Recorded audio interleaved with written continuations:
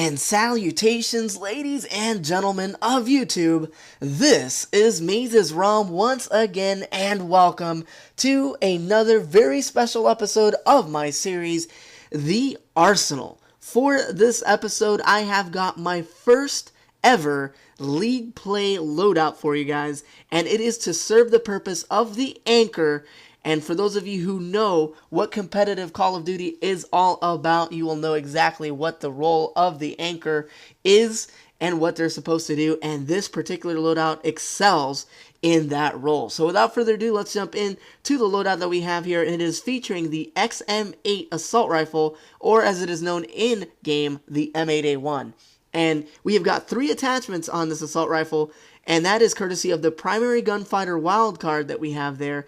And the attachments we have are the reflex sight to help us maintain that accuracy while ADS'd, the quick draw handle to help us snap in and out of targets as quickly as we can, and the adjustable stock to help us maintain that mobility while we're ADS'd. Now for our perks that we have, for the first perk there we have got Flak Jacket. For our perk 2 tier there we have got Scavenger and Toughness, courtesy of that perk 2 grade wildcard down there. And then we have got our Dexterity perk for the 3rd perk down there, and that really helps us round out that loadout. Now for our score streaks, since we have a limited amount of score streaks in League Play, we have got the Hellstorm to help us maintain a little bit of a defensive role when we're on an objective. We also have the Lightning Strike to help us seal out those routes that we need to cut off when we're playing the objective, and then the War Machine to help us just take out enemies that are running into the objective when we're in it. So that's really an amazing set of score streaks for this particular loadout. And now we're just going to jump in to the gameplay here, and it is a hardpoint match on the map Raid, and these are the Championship Series set of rules for League Play, and it is a whole lot of fun if you are into the competitive Call of Duty scene, if you are practicing for your MLG events, or if you are just having fun on League Play with competitive rules.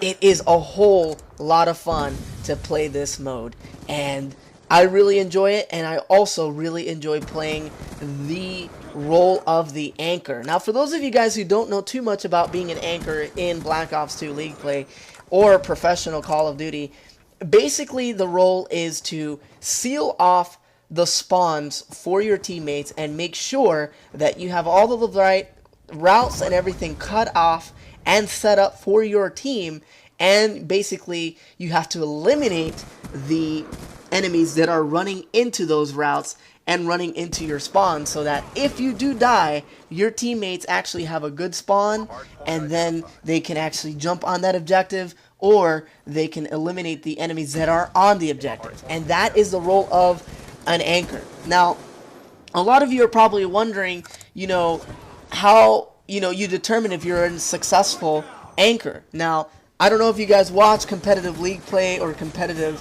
Call of Duty at all, but some of the best anchors that you'll ever see in the game are Clayster from Complexity and Merc from Optic. Those are 2 of the best anchors in the game. Also, Parasite from Unite is actually a pretty good anchor as well. So if you guys are curious to see how you play the role of an anchor, you should definitely watch those guys. But for sure, the best in the game is Clayster from Complexity. They're actually currently the best Call of Duty team in the world at the moment, and they're on a hot streak, and it's really courtesy of Clayster being an amazing anchor for them. Also, Optic has been around for a long time, and they've got one of the best anchors in the game as well in Merc. So definitely check those 2 guys out if you're going to be wanting to see how anchors play the game and how you should play when you're using this particular loadout and you're using the mentality of an anchor here on competitive Call of Duty. So that's a little bit about what the role of an anchor is supposed to do and some of the best ones in the game at the moment. And right now, I'm really playing the role of an aggressive anchor. I'm not only anchoring the actual hard point for my team by actually moving to the rotation with 15 seconds left on the previous rotation. That is something you guys need to keep in mind when you're using an anchor loadout like this one. You definitely want to preempt when the next rotation is going to be and head over to that rotation so that you have enough time to set up and pick enemies that are trying to get into that particular objective. And right here you can see that the XM8 is a really good weapon when you're an accurate shooter, and that's exactly why we have that reflex sight and that quick draw handle along with the adjustable stock. It helps us maintain that accuracy when we're ADS and maintain that mobility as well, and it helps us be able to pick off enemies at medium range with ease. And if we need to, the M8 has really good hip fire and rate of fire for a burst weapon, so that helps us maintain a little bit of a close quarters type of, you know, ability when we are on the objective. So that's why it's a really good loadout to use while you're playing the role of an anchor. Also, I will say this, that most of the pros that you'll see playing Call of Duty that are also playing as an anchor use the M8A1 or the XM8 as their primary weapon. And the reason for that is because it's very accurate, it has a really good damage profile as well, and it has a good rate of fire. And all of those things together help it to be one of the best weapons to use if you're planning on being an anchor. And the other weapon that you'll see a lot when you are playing the role of an anchor is the AN-94. However, the AN is not as accurate at long range as the M8 is. So it actually gives you a little bit more of an ability to have an all-around good class. You can counter people at long distances with that accurate burst, and you can also eliminate people with ease at medium range. And if you just have to eliminate someone who's running into your sights in close quarters combat, you can do that as well. So the XM8 is kind of the jack of all trades when you're playing as an anchor on competitive Call of Duty. So that's one thing you should also keep in mind when you're using this loadout. And it is basically a one-trick pony when it comes to being the anchor. That's what it's for. That's the designated role for this class. And you can see in the gameplay how I'm actually playing, and that is exactly why we're winning right now, 171 to 64, and the score just keeps climbing as well.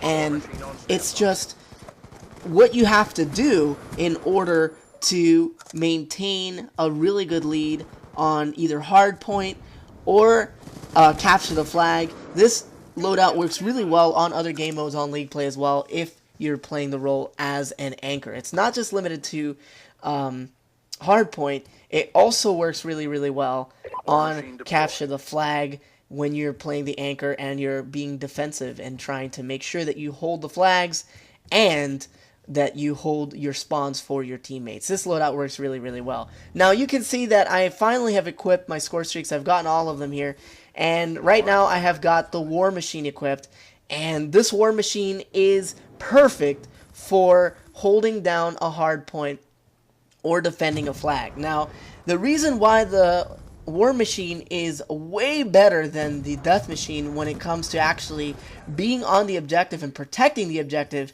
is because of the fact that it has a pretty decent rate of fire and the mobility is much higher than the Death Machine. So this works really well. Pros use it a whole bunch now that sentry guns cannot be used in competitive rules on the MLG circuit, and it really helps you defend that objective once you're in the objective. And right now the Hellstorm missile is actually being used, and it is really good to cut off those routes so that your teammates have enough time to get to the hard point so that they can hold it, so that you can go to the next rotation when you have the time to do so. Unfortunately for me, all of my teammates died, so I was still anchoring that spawn right there for them so that they could go in there, and then I moved to the next rotation a little bit late, but I knew that the team was actually spawning on the next objective, so it really wasn't that big of a deal because I ended up spawning near it, and then we ended up getting the win very quickly here, and the score ended up being 250 to 86. So I really hope that you guys enjoyed this episode of The Arsenal, and until next time, this has been MazezRealm. I am out.